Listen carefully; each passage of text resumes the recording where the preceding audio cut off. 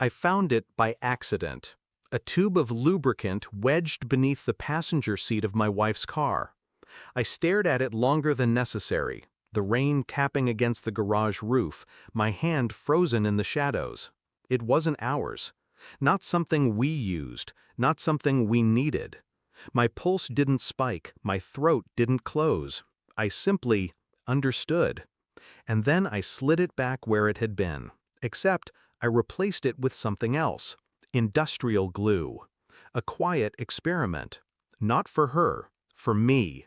Because betrayal isn't proven in words, it's proven in the silence afterward. For weeks I carried the image of that tube in my mind. I measured her every move against it. Her sudden showers after late nights.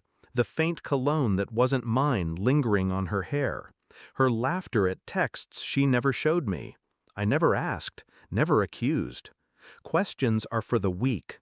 Instead, I studied her as one studies a subject under glass, a creature unaware of the scalpel poised above. Every smile she gave me felt thinner, stretched over something rotten. Every kiss was colder, performed. The car was her world, her sanctuary. If the glue vanished, if it was replaced again, I would know. And when the truth came, I promised myself I would not scream, I would not shatter, I would simply end it. The glue disappeared 2 weeks later. She said she was working late. I tracked her phone instead. The tower pings didn't place her at the office. They placed her across town, in a residential street I'd never been to. I drove there once, parked in the dark, watched her silhouette move inside a stranger's window. Her movements weren't clumsy, hesitant, they were practiced, familiar. I didn't confront her, I didn't knock on the door. Instead, I documented. Receipts left crumpled in her purse, a second credit card under her maiden name. Phone logs scrubbed, but not thoroughly enough. Each piece built a mosaic of disloyalty.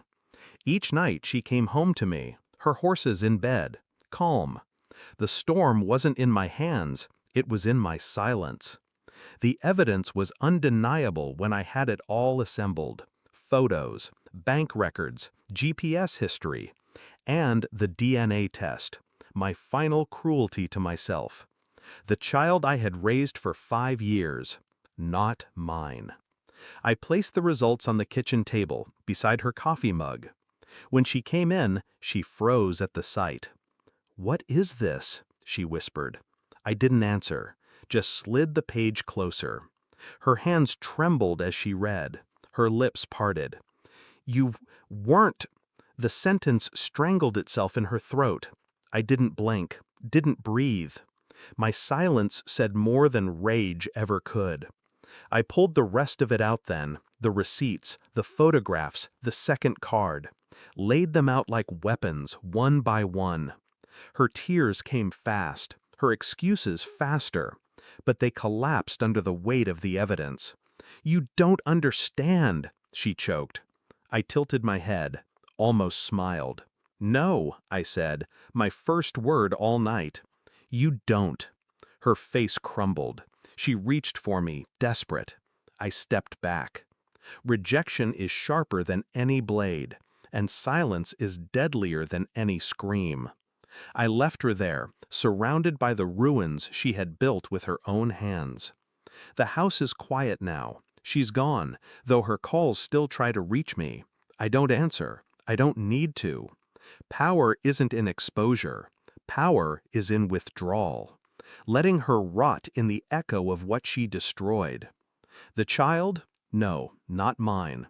I will care for still. The betrayal was hers, not theirs, but her shadow has no claim here anymore. I feel no pity, no sorrow, no rage. Only clarity. Because in the end, the tube under her seat was never about lubricant. It was about truth. And I had already glued her fate shut the moment I found it. Thanks for watching. Don't forget to like, share, and comment. Subscribe now to Cheating Stories Insight World for more amazing stories.